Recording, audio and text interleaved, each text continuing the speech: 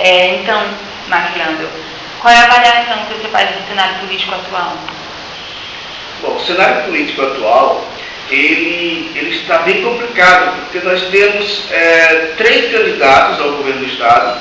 Um está no governo, 2 já foram no governo, e os 3 já estiveram juntos, e propõem um Estado diferente, propõem um Estado novo. Então, como eu costumo dizer, nós costumamos dizer que a diferença hoje, a perspectiva de um Estado diferente do que está posto, é a nossa coligação, o PSOL-PCB. Né? A nossa coligação é o poder popular na construção do socialismo. Não sendo por essa via, não existe mudança, não existe nada de novo. Só um minutinho, deixa eu pegar o gravador, bem que está gravado.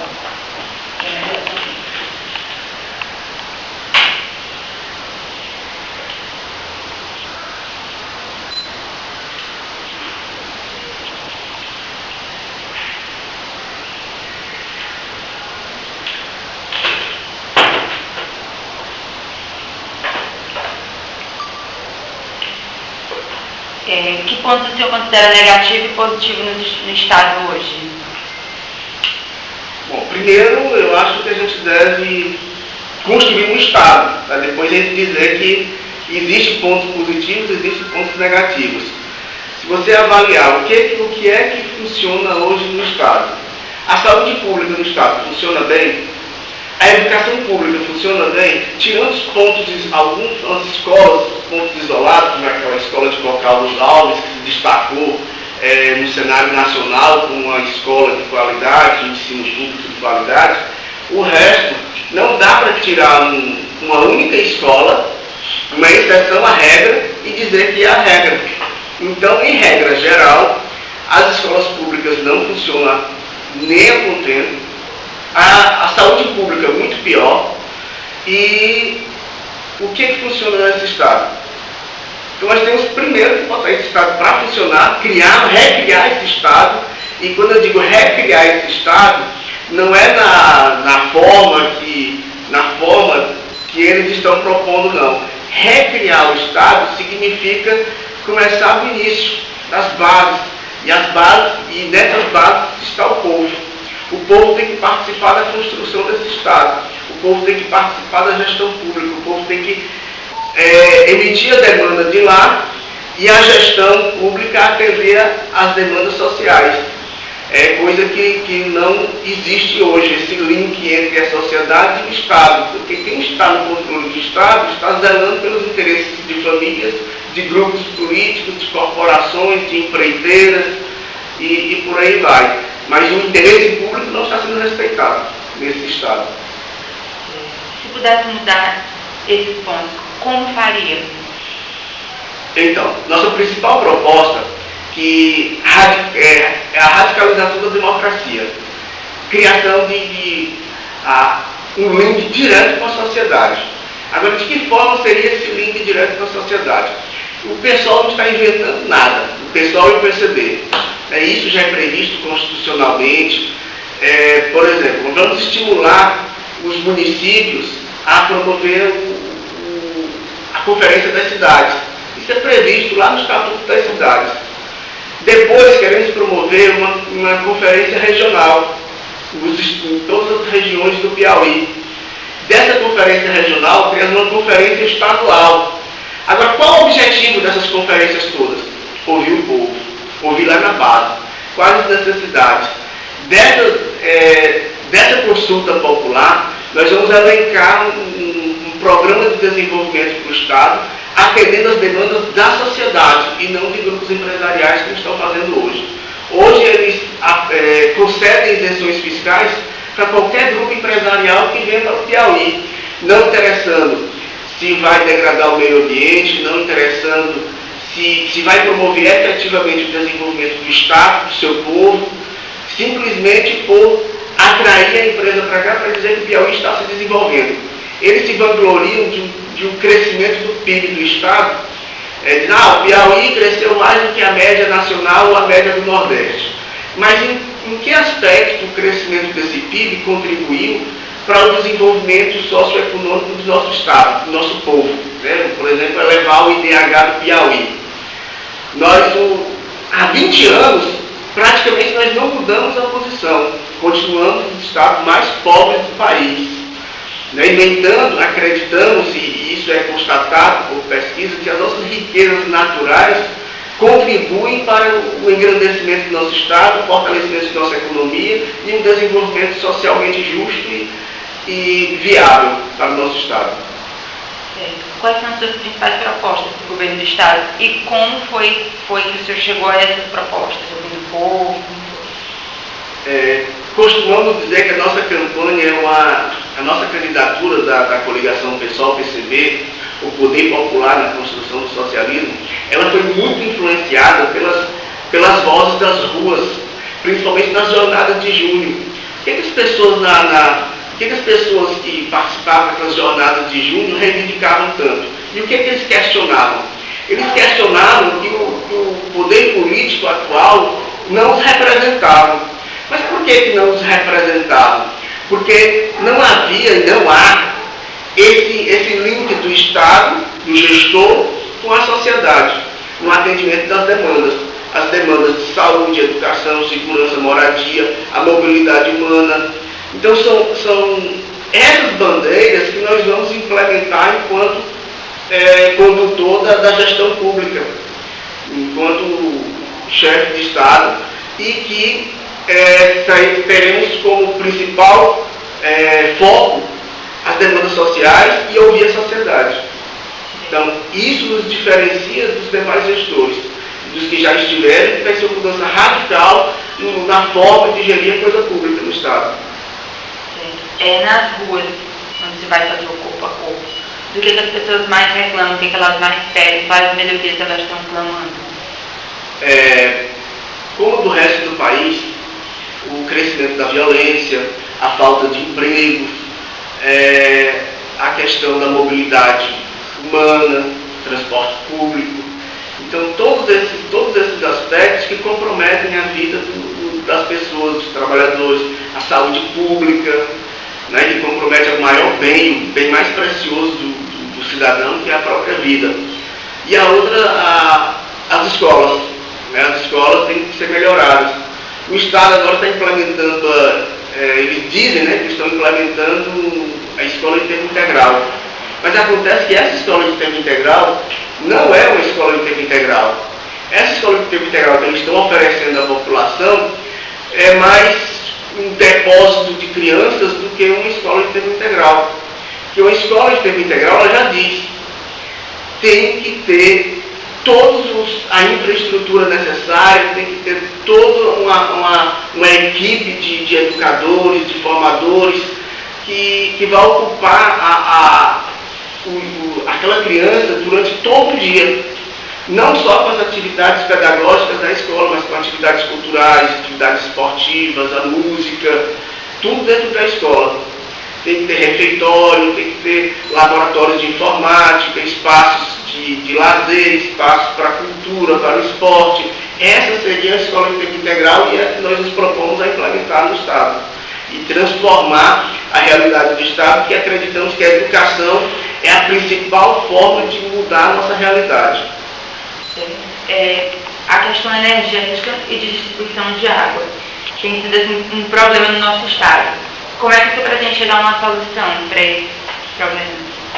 Primeiro, nós temos que retornar o patrimônio do povo do Piauí à Eletrobras Piauí. Não podemos ter uma Eletrobras que é gerida por um gestor que nem no Piauí mora.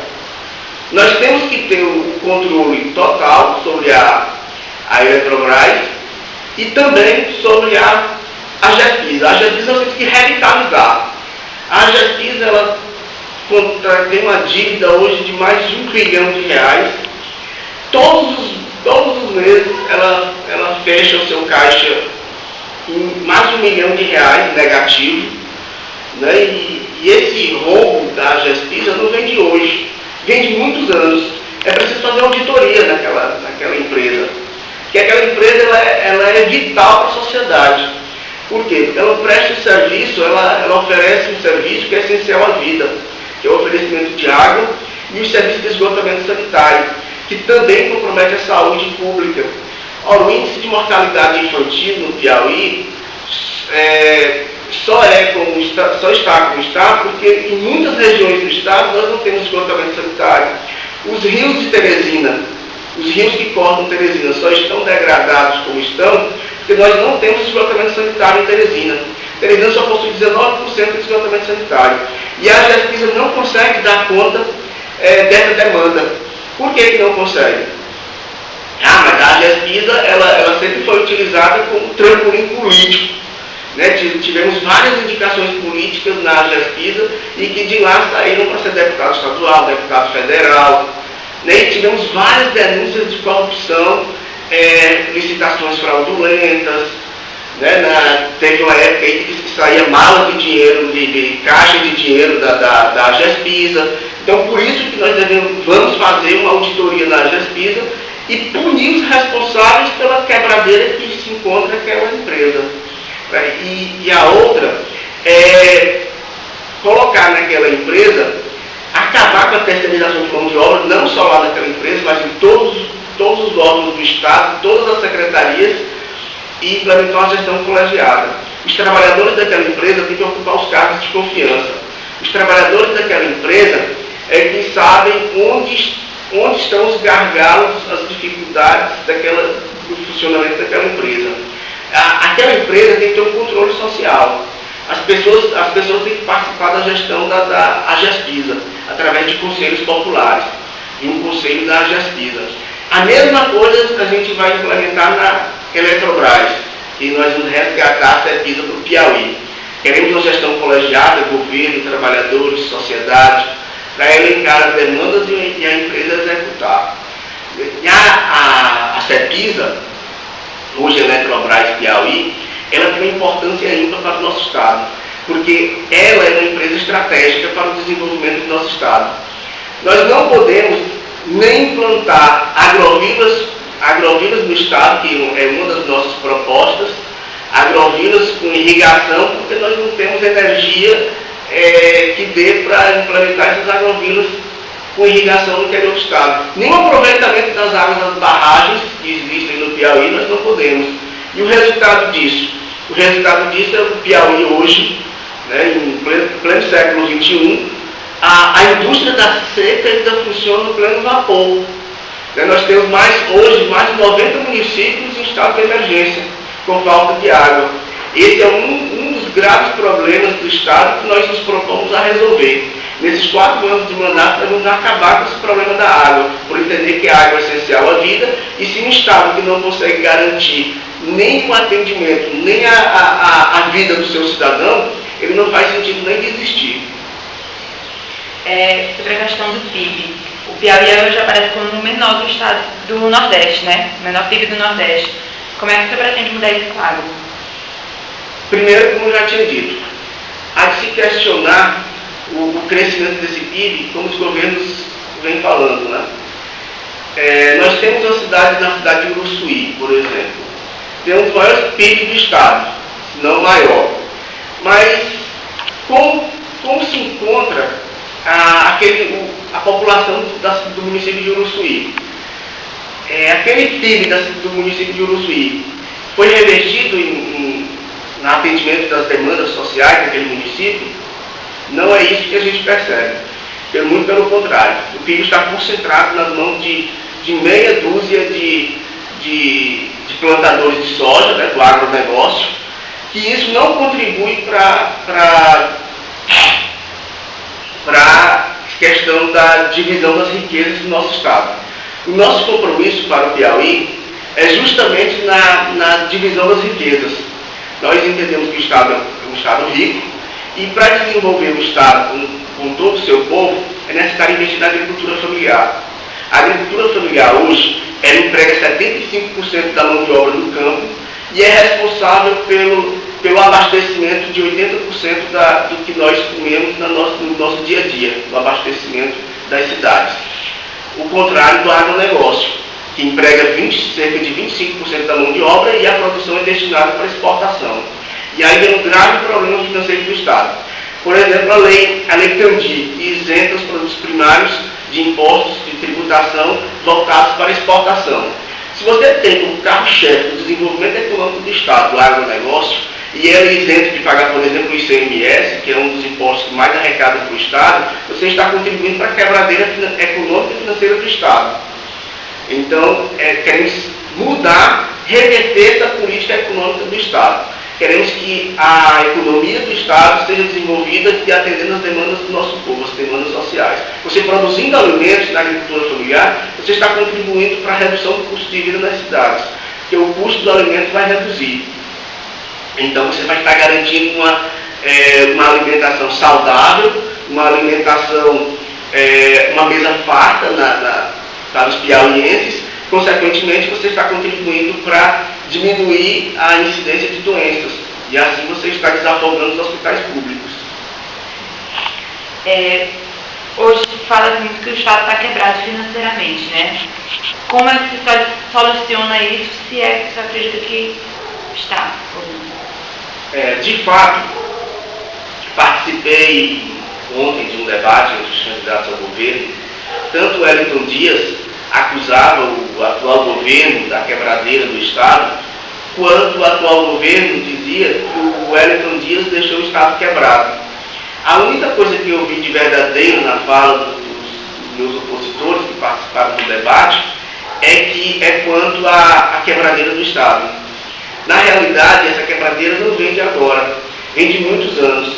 Desde o governo Monsanto, quando tiveram que entregar o BEP para o governo federal, por falta de condições do Estado de atender às demandas do seu povo e até mesmo pagar os servidores do Estado.